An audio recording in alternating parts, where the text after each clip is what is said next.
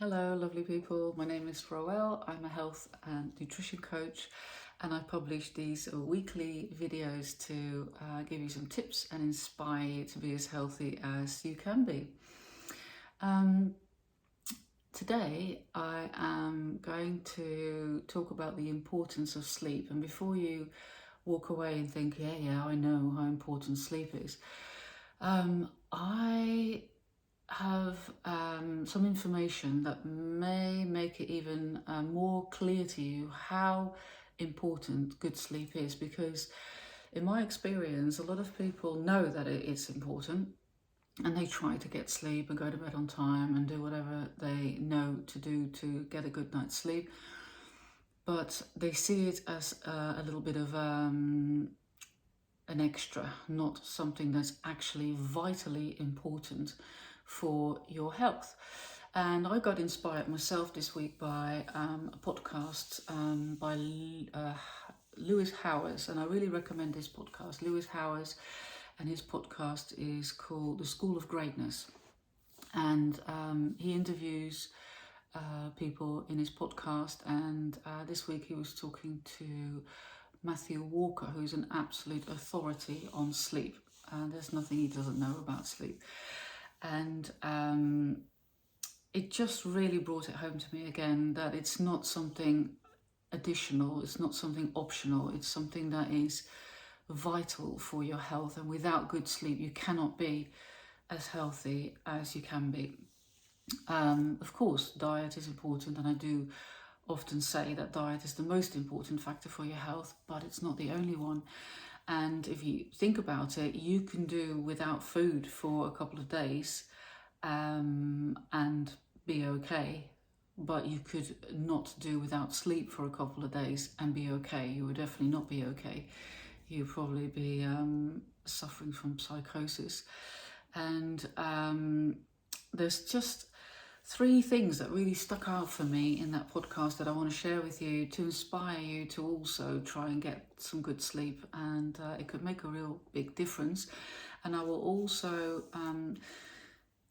share my advice on what you need to get in place to get good sleep, and it might sort of be a little bit different from the usual advice you hear about sleep.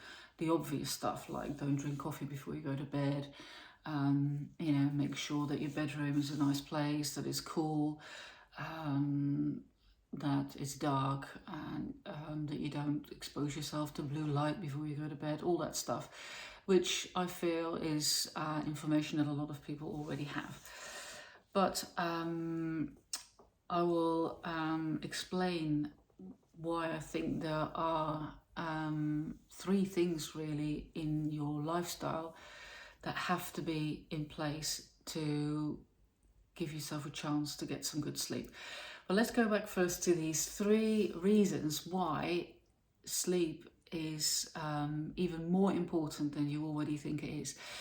So I think it was Matthew Walker himself who was involved in a study, and in this study they looked at the gene activity of people who were deprived of sleep. And when I say deprived of sleep, in fact, what they did, they took a group of healthy people, they had no other health issues, and they let them sleep for 6 hours a night, which actually, when a survey was done a couple of years ago, that seemed to be the average sleep that most people get is 6 hours a night, but that is not really enough. 8 hours is on average the amount of sleep that we need.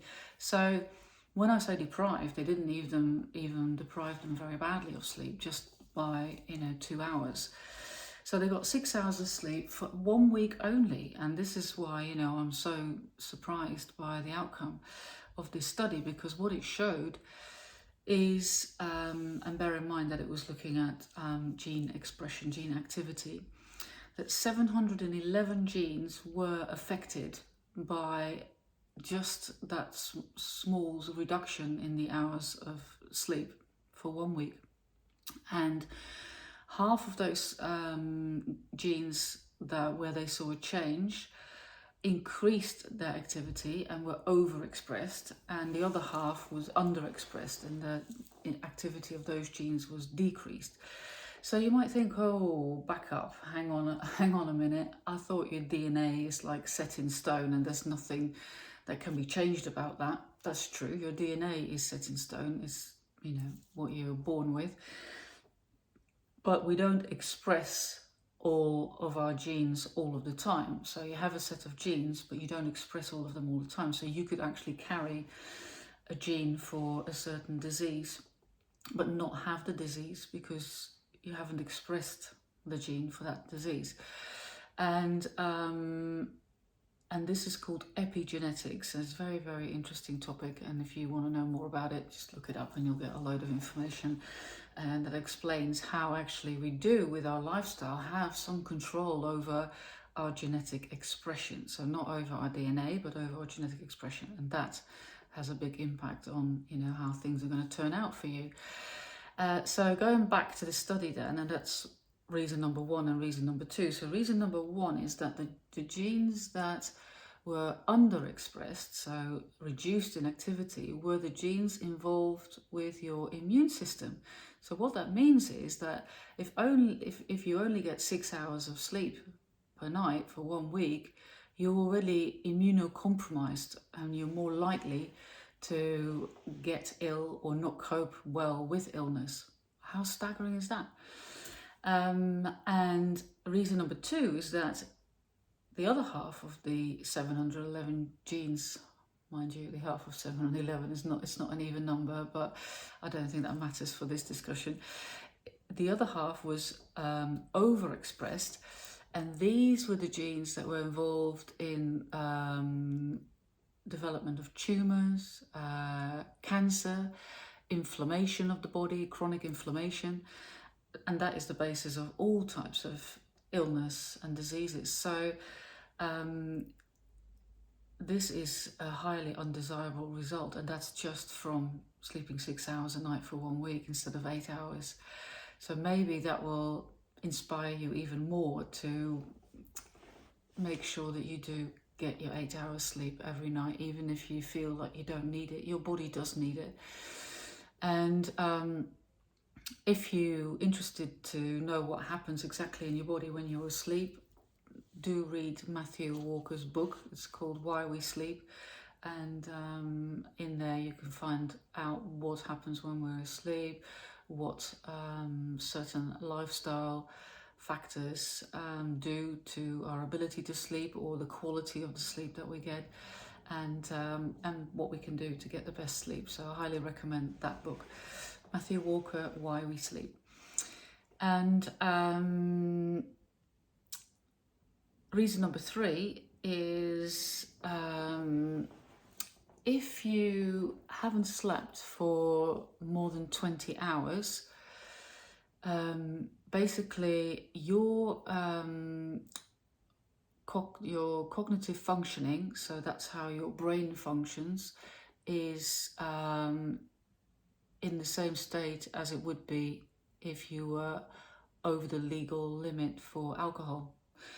And what that means is that you're more likely to have accidents or make bad decisions, which could have a real negative impact on yourself or people around you, of course. And you'll find that in history, a lot of really big bad accidents could be contributed to one person not having had enough sleep. And so that really makes you think about, for example, I'm thinking about junior doctors who have to work really, really long hours and often don't get enough sleep, but they are actually responsible for making really important decisions about people's treatment. And so that really worries me. So yeah, those are three reasons that I think a little bit sort of different from the ones that you normally hear. Obviously, there are other reasons as well why sleep is important. You're more hungry the day after you've had the lack of sleep because your hunger hormones are up and your satiety hormones are down. You might feel more grumpy. Your mental health could be affected by lack of sleep. There's a lot of things that that lack of sleep will have an impact on, but I just thought you might find it interesting and inspiring to hear these 3 really big reasons why you should try and get some good sleep. So I said at the beginning of this video I would mention what I think should be in place for you to get a chance of good sleep.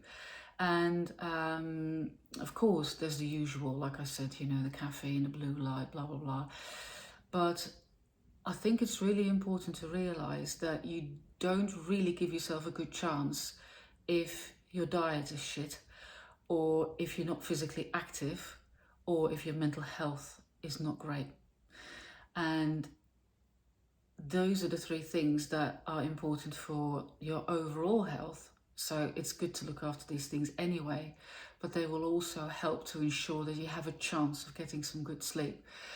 So minimum requirement, and that's why I encourage you to have a look at your diet and think, am I doing the best I can to be healthy? Am I getting all the nutrition that I need? Am I not stuffing my face with inflammatory foods, foods that affect my nervous system, my mental health?